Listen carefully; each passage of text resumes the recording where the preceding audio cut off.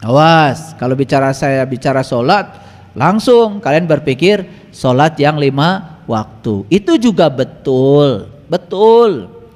Ya. Tapi sholat itu ada yang lebih keren lagi, tidak 5 waktu. Sholatnya sepanjang waktu, itu yang lebih keren lagi. Sesuai dengan arti sholat. Sholat itu artinya adalah waslat. Waslat itu melekat, merasakan kehadiran Allah. Gak usah 5 waktu, sepanjang waktu. Nah, makanya kalau ingin merasakan sholat di dimensi ini, harus ikut pelatihan sholat khusyuk. Baru masuk ke situ. Ini baru bunga-bunganya aja supaya gelisah.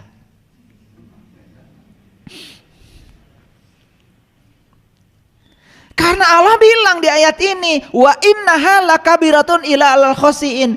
Tidak ada, tidak akan bisa kamu minta tolong dengan sabar dan sholat, karena itu amat berat, kecuali untuk orang-orang yang khusyuk.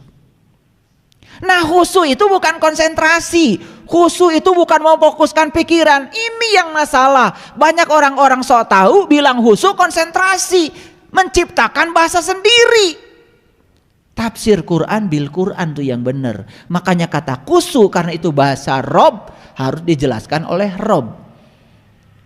Itu kan, masih ingat kajian kemarin? Wa yas'alunaka 'anir ruh qul ar-ruh min amri rabbi wa ma utitu minal ilmi illa qalila. Jika ada orang bertanya tentang ruh, katakanlah ruh itu urusan Tuhan. Kalau ruh urusan Tuhan, jangan tanya pada yang selain Tuhan, gitu. Bukan tidak boleh belajar ruh.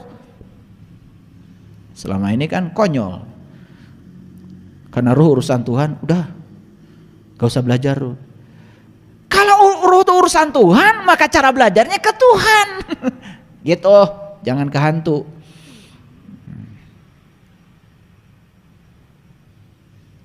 Wa ma utitu minal ilmi illa qalila. Karena kamu itu tidak diberi ilmu kecuali yang sedikit. Nah, yang sedikit itu adalah kunci pembuka mata kalbu agar kita bisa ketemu Tuhan. Baru belajar ruh pada Tuhan, baru ngerti. Itu yang disebut dengan kecerdasan melampaui batas, yaitu batas pikiran.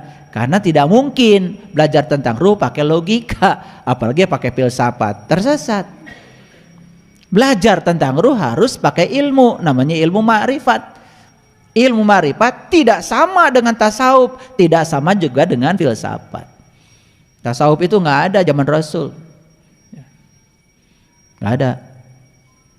Rasul cuma mengatakan awwaluddin ma'rifatullahi ta'ala wa rasulih. Awalnya agama mengenal Tuhan. Makanya Nabi Muhammad bilang dalam sebuah hadis, ma'rifat adalah modalku, akal pikiran sumber agamaku. Maka orang yang sudah diterangi cahaya ma'rifat, akal pikirannya dia sumber agama, bukan penghambat agama.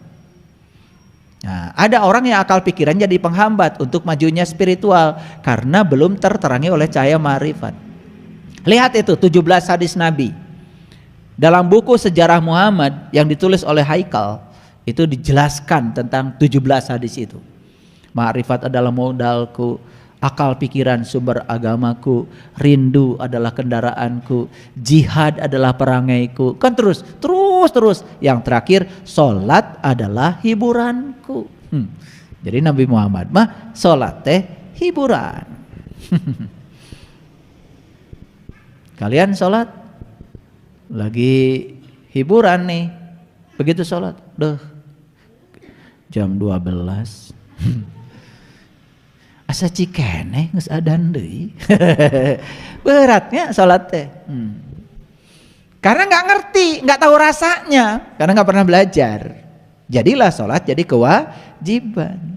Padahal Nabi bilang sholat adalah hiburanku. Gak ada di hadis sholat adalah kewajibanku, nggak ada. Maaf ya, yang alergi pada kata-kata saya, sabar dulu.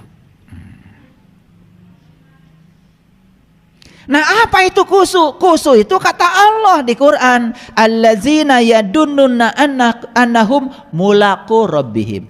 Jadi khusyuk itu artinya sebuah kondisi yang diawali dengan perjumpaan dengan Tuhan. Beda? Oh, Setahu saya khusyuk adalah konsentrasi. Ya setahu lu. Tapi setahu Allah khusyuk itu adalah suatu kondisi di mana ingatan seseorang bisa ingat kepada Allah karena sudah diawali dengan mulaqu rabbihim, perjumpaan dengan Tuhan. Masuk akal? Nah, gitu. Harus masuk akal ya.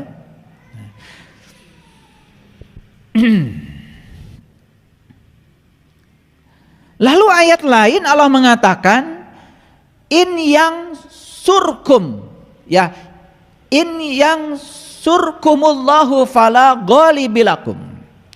Jika Allah menolong kamu, maka tak ada orang yang dapat mengalahkan kamu. Jika Allah membiarkan kamu, maka siapapun gerangan yang dapat menolong kamu daripada Allah sesudah itu siapa? Karena itu hendaklah kepada Allah saja orang-orang mukmin bertawakal. Jadi ayat ini sedang menjelaskan kepada kita bahwa Allah itu bisa menolong seseorang, bisa tidak menolong seseorang. Allah itu bisa menolong seseorang, bisa juga membiarkan seseorang. Nah, pertanyaannya, siapa yang akan ditolong Allah menurut ayat ini? Sudah jelas tadi, yang ingin menolong dirinya sendiri. Dan siapa yang dibiarkan oleh Allah? Kriterianya sudah jelas. Dari 6 kriteria tadi sudah jelas, yaitu orang yang tidak mau menolong dirinya sendiri.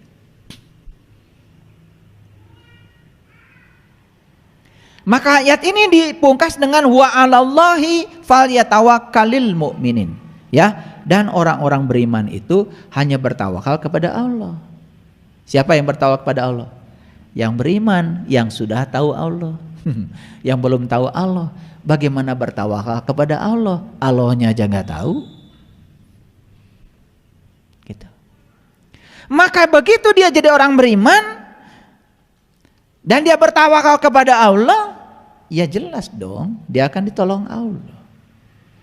Nah, hati-hati kata-kata ditolong Allah, karena salah kaprah lagi. Ditolong Allah sering dikatakan, wah, kalau Allah mengkabulkan semua doa saya, berarti Allah menolong saya. Nah, itu kayaknya kalian dari dulu di rumah gak nambah-nambah buku agamanya, ya.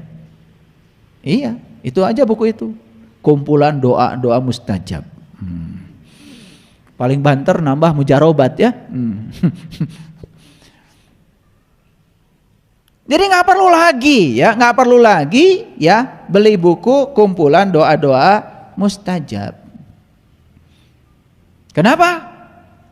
Sudah selesai. Kalau orang sudah mencapai tingkat Islam yang sesungguhnya, dia sudah pasrah kepada Allah, dia sudah tidak mau lagi mengatur-ngatur Allah supaya mengikuti keinginan.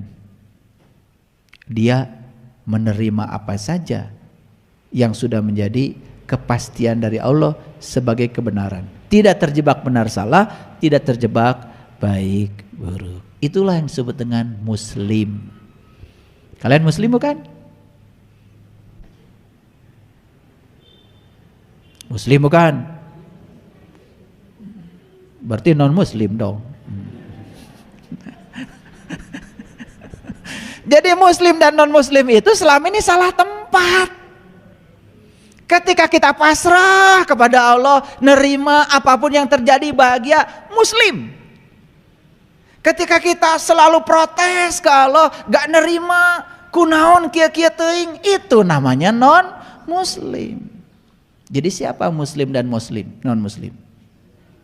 Nah, loh, kamu juga kadang muslim, kadang non muslim. Gitu ngaji. Non muslim batur. Kumaha, gak naik kelas terus. Ini sekarang sedang jadi muslim atau non muslim?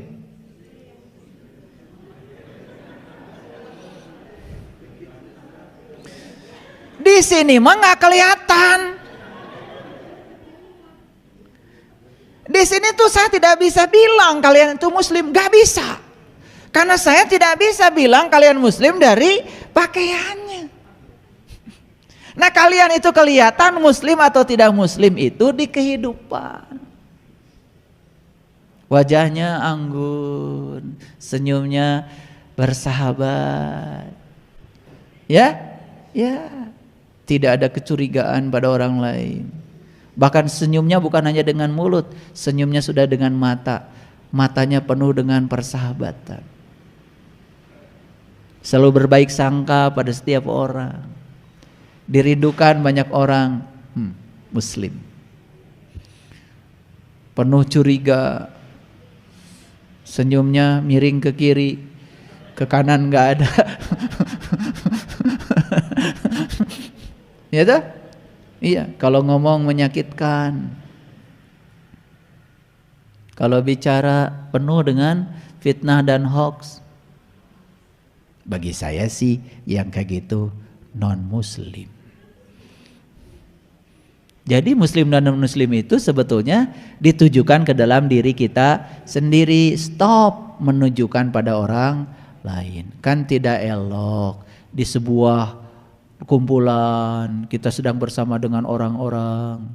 Kadang-kadang saya mohon maaf di acara resmi kan suka ada begini. Saya akan memimpin doa. Ya, untuk yang non muslim silahkan sesuai dengan kepercayaan masing. Kan gak enak gitu. Gak enak. Mau mimpin doa sudah mendiskreditkan orang lain kan gitu. Itu acara resmi dan ini sering terjadi. Saya kalau saya ada di posisi itu, gak enak. Untung aja mereka yang dibilang begitu nggak langsung bubar. Kalau gitu saya mau keluar aja, nggak ikutan doa Anda. Gimana kalau begitu? Betul nggak? Lah mau doa aja yang universal karena Allah tuh mengerti semua bahasa. Ya salah sendiri Anda doanya pakai bahasa tertentu yang tidak mengerti orang. Kenapa sih doanya tidak begini aja? Semoga semua Anda yang di ruangan ini berbahagia gitu. Gitu aja kan. Betul? Kan doanya singkat tapi padat. Udah mendiskreditkan orang, kemudian doanya pun hanya untuk kelompok tertentu. Padahal orang sudah hadir. Saya mau nanya sama kalian, di situasi itu nyaman gak kita? Gak nyaman kan? Betul gak? Gitu. Nah disitulah belajar namanya tepo seliro. Belajar merasa sebelum terasa. Itu yang disebut dengan silih asah, silih asih, silih asuh, silih wawangi. Makanya Hyang Prabu melambangkan ilmunya dengan maung. Maung itu manusia unggul. Manusia unggul itu yang sudah mencapai kebijaksanaan, yang sudah bisa merasakan orang lain sebelum terasa. Nyaan dedehan. Kasaha itu boleh nyaan dedehan. Gitu. Ajaran leluhur kita kan begitu, ya. Nah, kita lihat Quran surah Luqman ayat 33. Hai manusia, nah, yang dihaikan nih manusia. Yang selain manusia gak dihaikan. Kalian dihaikan gak kira-kira? Dihaikan apa tidak? Dihaikan dong. Saya kan manusia. Tapi Quran mengatakan manusia itu yaitu orang yang sudah bisa menggunakan kolbunya, penglihatannya, pendengarannya untuk bertemu Tuhan. Yang belum ulaika kal anam. Maaf ya. Jadi yang dihaikan di sini siapa? Hanya manusia. Yang ngaku manusia gak dihaikan. Apakah semua yang di ruangan ini dihaikan? Saya gak tahu. Tanya pada dirimu, layak gak saya untuk dihaikan? Gitu aja. Tanya dirimu sendiri.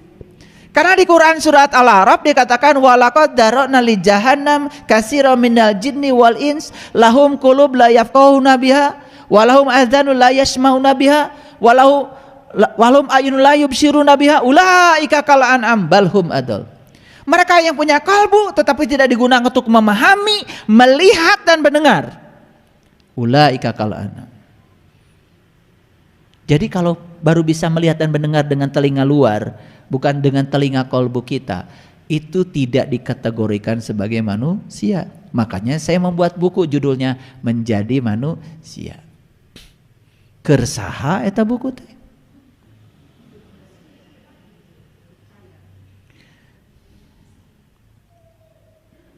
Kira-kira buat siapa? Judulnya singkat, Menjadi Manusia. Buat siapa? Buat saya, enak aja. Emang lu siapa? Buat yang baru ngaku jadi manusia tapi can jadi jelema. Hai manusia, bertakwalah kepada Tuhanmu dan takuilah suatu hari yang pada hari itu bapak tidak bisa menolong anaknya. Anak juga tidak bisa menolong bapaknya. Ini ayat judulnya itu supaya tidak ewuh pakeuh. Akan ada suatu hari di mana bapak nggak bisa menolong anaknya, anak juga nggak bisa nolong bapaknya. Akan ada suatu hari. Saya tanya sama kalian kalau udah pinter, kapan hari itu? Kapan hari itu? Sekarang. Enak aja, memang sekarang nggak bisa bapak nolong anak. Jang cing, bapak terbuka rokok ya? Bisa, bisa sekarang. Akan ada suatu hari bapak tidak bisa menolong anak dan anak tidak bisa menolong bapak. Kapan hari itu? Nah, liar kan? Iya. Selama ini kita tuh nggak ngerti ayat ini. Pada saat itu setan-setan dibelenggu.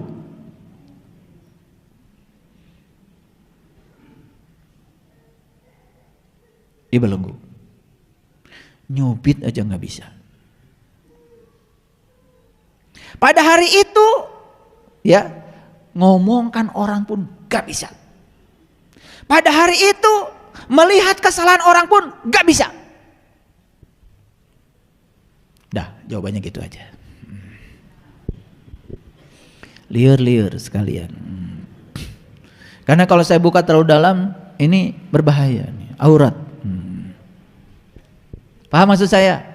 Ya, yang paham maksudnya, yang nggak paham nggak saya tanya.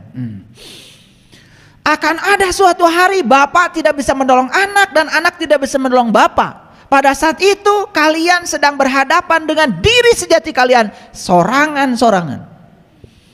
Gitu. Tambah jelas ya? Udah sampai situ aja. Sesungguhnya janji Allah adalah benar, maka janganlah sekali-kali kehidupan dunia memberdayakan kamu, dan janganlah ya setan memberdayakan kamu. Jadi setan itu adalah diri kamu yang palsu saat kamu diperdayakan oleh dirimu sendiri, pikiran. Gitu. Jadi saya sampaikan selamat ya untuk kalian yang sudah bisa menolong diri sendiri. Bapak menolong dirinya sendiri, anak bisa menolong dirinya sendiri. Kan hari itu bapak tuh bisa mau budak. Budaknya tuh bisa ngajakan kolotna. Sewang-sewangan sendiri-sendiri. Disitulah kalian sedang ikro kitabaka kafa binafsika al-yauma alaika hasiba. Di situ kalian sedang membaca kitab amalmu sendiri-sendiri tanpa orang lain. Hebat gak Allah? Hebat. Dan kitab amalmu gak bisa dicontek pada siapapun karena orang lain gak bisa masuk. Hanya kamu sendiri yang melihat kitab amalmu sendiri. Bukankah sebegitu agungnya cara Allah menyembunyikan aib kita?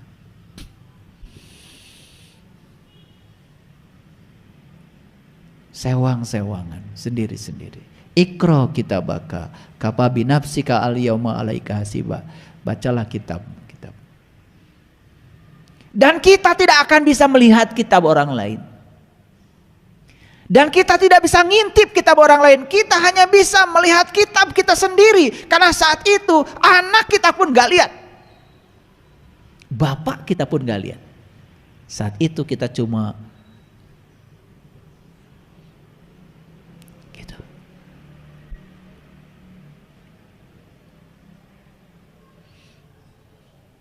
Ini yang jarang dibicarakan. Dan yang lucunya banyak yang tidak merindukan hari ini. Saat itu tidak dirindukan. Harusnya tanya, kapan hari itu? Selalu saja hari kiamat, hari akhirat. Ngerti juga enggak? Betul hari kiamat, tapi hari kebangkitan kesadaranmu. Betul hari akhirat, saat engkau bisa menyaksikan akhirat dalam dirimu. Itulah hari yang penting, di mana anak tidak bisa menolong bapaknya, bapak tidak bisa menolong anaknya. Gitu. Kalau lagi gini bisa nggak tolong menolong? Bisa. Yang nggak mau nulis, nggak punya pensil masih bisa. Sekarang mah sebetulnya bukan hari, tapi saat. Nanti kalian pulang dari sini, silakan. Dan saat itu yang menentukan bukan Allah. Saat itu yang menentukan adalah dirimu sendiri. Saya pastikan sekarang saya mau menolong diri saya. Dan saat ini saya tidak bisa menolong anak saya, kecuali saya bisa menolong diri saya sendiri. Dan anak saya pun tidak bisa menolong saya, kecuali dia menolong dirinya sendiri. Sudah, yuk sendiri-sendiri. Luar biasa, tidak pernah tidur, tidak pernah ngantuk. Allah selalu siap siaga setiap saat. Kapanpun kamu datang, beliau selalu menyambut labbaik Allah. Waduh, ini ya saya kasih tahu. Kalau Quran 30 juz ini dibedah benar-benar nih cara ngebedahnya. Ya, dengan pendekatan spiritual dari pengalaman, tambah pendekatan saintifik, lihat struktur bahasanya, lihat struktur sastranya, lihat etimologinya, lihat asal usulnya, dikupas secara dalam. Merinding. Dan isi Quran yang 30 juz itu cuman satu. Bagaimana cara kita mengenal jati diri kita sendiri? Makanya 30. Juznya bukan 31, 30. Karena 30 itu 3 dan kosong. Kalau kau sudah bisa kosong, maka kau akan bisa tahu yang 3. Nurullah, Nur Muhammad, Nur Insan. Taeta Quran teh. Ribut wae. Jadi membaca Quran yang 30 juz yang sebenarnya itu hening bening, yang ada cuman air mata. Yang ada cuman hangat-hangat air mata. Gak ada suaranya. Tidak berbahasa Arab, tidak berbahasa Indonesia, tidak berbahasa Sunda, tidak ada bahasa, cuma ada satu bahasa, bahasa Rob, bahasa rasa, bahasa cinta.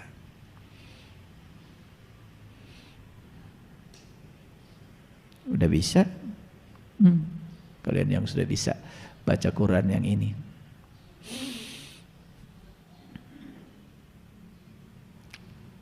Luar biasa.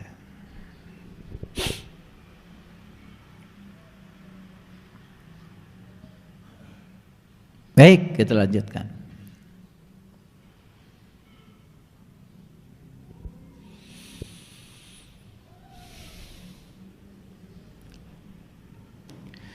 Dalam Quran surat Al-Hadid ayat yang ke-25, Allah menyatakan, sesungguhnya kami telah mengutus utusan-utusan kami. Laqad arsalna rusulana bil bayinat, dengan membawa bukti-bukti yang terang benderang. Bayinah itu terang benderang, caang bayinah itu. Ya. Laqad arsalna rusulana bil bayinat, sesungguhnya kami telah mengutus utusan-utusan kami. Apa sih utusan-utusan itu yang dibawa dia? Cuma satu. Bukti yang terang benderang. Gitu.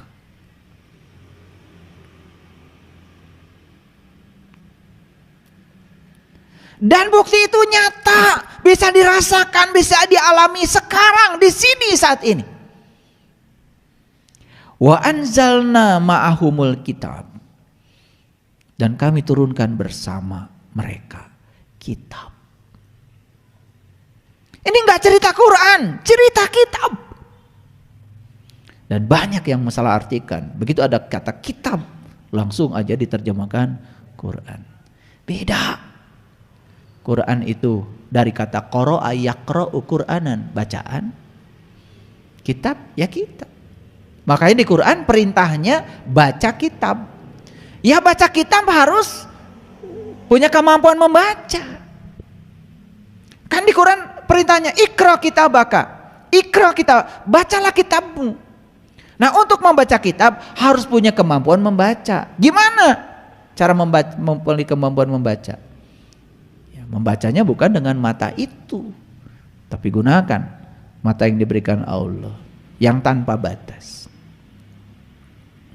Sesungguhnya kami telah mengutus utusan-utusan kami dengan membawa bukti yang nyata, dan telah kami turunkan bersama mereka Alkitab dan mizan.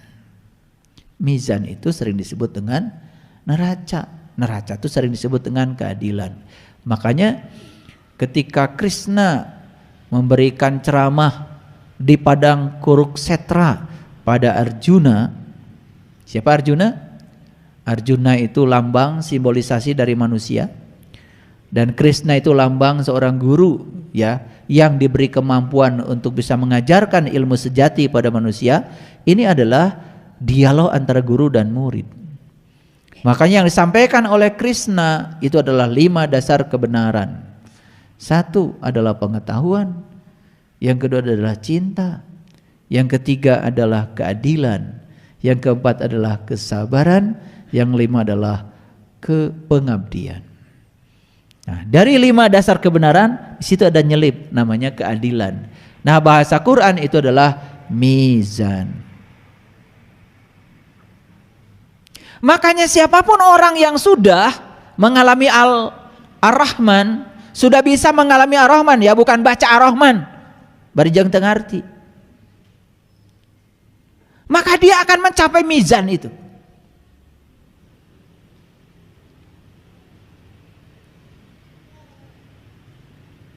Makanya Ar-Rahman selalu 2 kan?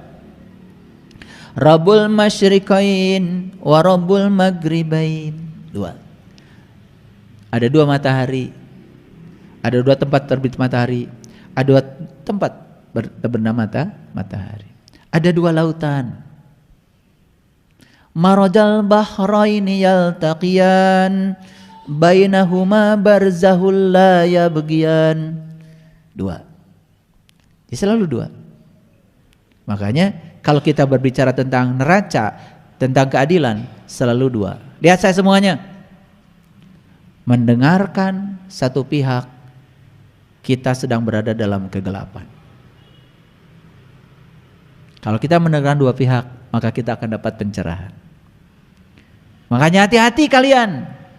Kalau ada yang ngadu-ngadu satu pihak, kalau kalian respon, kalian langsung memposisikan kalian dalam kegelapan. Langsung emosi, terpancing, kan gitu. Coba dengar 2 pihak. Kalian akan dapat pencerahan. Disitulah yang disebut dengan mizan. Itu namanya keadilan. Ya, gitu. Makanya coba hakim, dengar terdakwa bicara apa, dengar jaksa bicara apa. Karena jaksa ditunjuk oleh negara untuk memberikan tuntutan. Jaksa tentu saja dari polisi, hakim kan di tengah aja. Tuh. Maka disebutnya juga hakim. Itu nama terlalu tinggi kalau menurut saya. Karena hakim itu orang yang bijaksana, orang yang sudah berada di titik tengah, tidak terpengaruh oleh apa kata terdakwa, tidak juga terpengaruh apa kata jaksa. Dia sudah di titik tengah, hakim.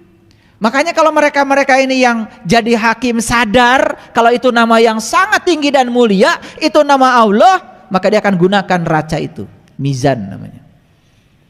Dan memang sih syarat untuk mendapatkan mizan itu harus tahu dulu kitab. Gitu.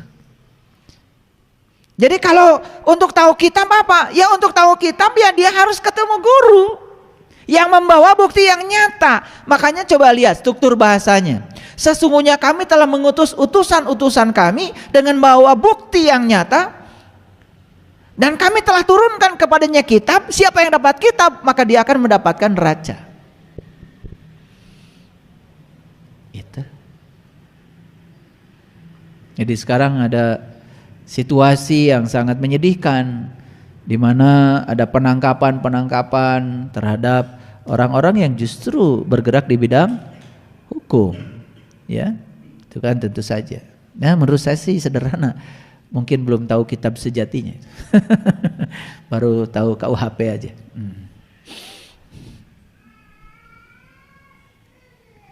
Dan kami ciptakan besi. Nah ini, makanya al-hadid itu besi. Nah besi itu simbolisasi dari tulang sebetulnya. Makanya kalau di Quran surat Al-Kahfi dikatakan, dan kamu ratakan besi-besi itu ya sejajar dengan kedua gunung. Nah, itu di surat Al-Kahfi itu cerita tentang Zulkarnain. Ya toh?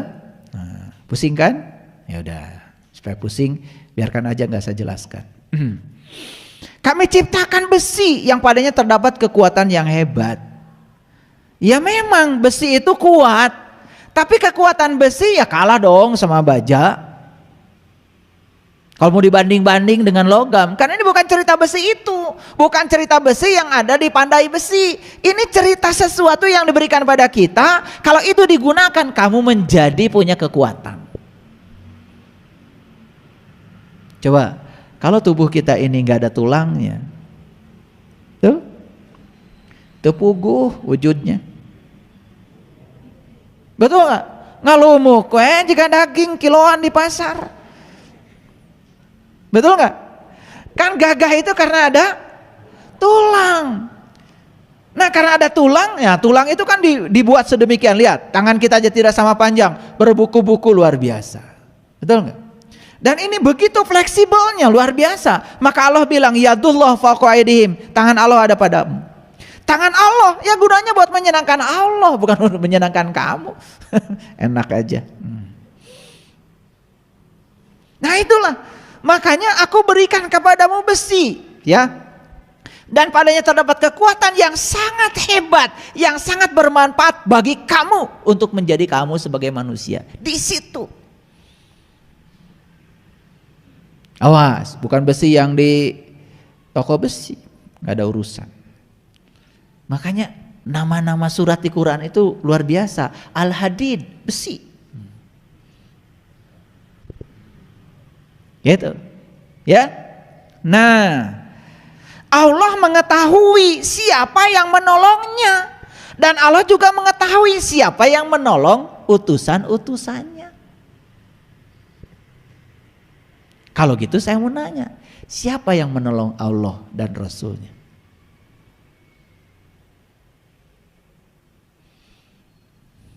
Emang Allah perlu ditolong?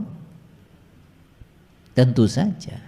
Nur insani ini harus selalu menyatu dengan Nurullah dan Nur Muhammad. Ketika Nur insani ini selalu menyatu dengan Nurullah dan Nur Muhammad, maka kekuatan Nurul dan Nur Muhammad ini menjadi kekuatan Nur insan. Itulah yang akan menyebabkan kita menjadi insan kamil. Jadi sebetulnya yang perlu ditolong bukan Allah dan Rasulnya. Allah dan Rasulnya justru penolong bagi nur insan kita, sang jiwa kita. Jadi cara jiwa ini ditolong oleh Allah dan Rasulnya, jiwanya harus menyerahkan diri pada Allah dan Rasulnya. Saat itu terjadi yang namanya peleburan. Itu namanya tauhid. Itu yang disebut 30 juz. Taeta 30 juz. Mun geus bisa kadinya mah hatam langsung. Gitu. Kalian mah tamat we ayo. Beda tamat jeung hatam. Tamat mah Eta nu hamur tumpeng teh.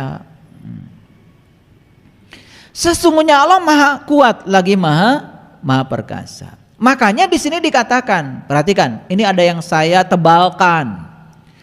Dan Allah mengetahui siapa yang menolongnya dan rasul-rasulnya secara tersembunyi. Nih, saya bacakan bahasa Arabnya supaya kalian percaya. Mayang surhu wa rasulahu bil ghaib. Jadi cara menolong Allah dan Rasulnya itu dengan cara tersembunyi. Gitu. Karena aurat kalau tidak tersembunyi. Keren Quran ya? Keren gak? Gitu. Baru tahu hari ini ya kalau Quran keren ya. Ya ayyuhallazina amun intan surullah yansurkum wa yusabbit aqdamakum. Ini ayat sering juga dikasih embel-embel. Hai orang-orang beriman, tolonglah agama Allah, maka Allah akan menolong kamu. Kan suka begitu? Pertanyaan saya, kalau kita harus nolong agama Allah, Allah agamanya apa? Kan harus jelas dulu yang mau ditolongnya, betul nggak? Kalau Allah agamanya tertentu, emang Allah harus beragama? Kalau gitu tanya lagi, sejak kapan Allah beragama? Berarti dulu Allah kafir dong. Allah aja harus beragama, keterlaluan. Makanya di sini nggak ada agama, nggak ada. Intan surullah yansurkum, ya. Hai orang yang beriman, tolonglah Allah, niscaya Dia akan menolong kamu dan akan meneguhkan kedudukanmu. Gimana cara menolong Allah? Sudah dijelaskan di ayat sebelumnya. Cara kau menolong Allah dalam keadaan gaib, dalam keadaan tersembunyi, satukan nur insanmu dengan Allah dan Rasul. Itulah cara menolong Allah. Maka Allah akan menolong kamu dan luar biasa, wa yusabbit aqdamakum, dan Allah akan meneguhkan kamu. Gitu. Nah, setelah saya urai secara panjang lebar ini tambah pusing atau tambah mengerti? Ya, yang tambah pusing saya doakan semoga suatu saat bisa membebaskan kepusingannya. Yang tambah mengerti saya doakan semoga tambah kuat imannya. Ya kan? Yang sudah mendapatkan ya cara-cara untuk menolong diri kita sendiri, teruskan, penuh semangat. Ya. Jadi hari ini kita punya gambaran kelompok manusia mana yang bisa ditolong dan kelompok manusia mana yang tidak bisa ditolong. Silakan kalian yang menempatkan diri, mau ditolong atau tidak ditolong, pilihan ada pada kalian sendiri. Shadaqallahul adzim, barakallahu li wa lakum. Assalamualaikum warahmatullahi wabarakatuh.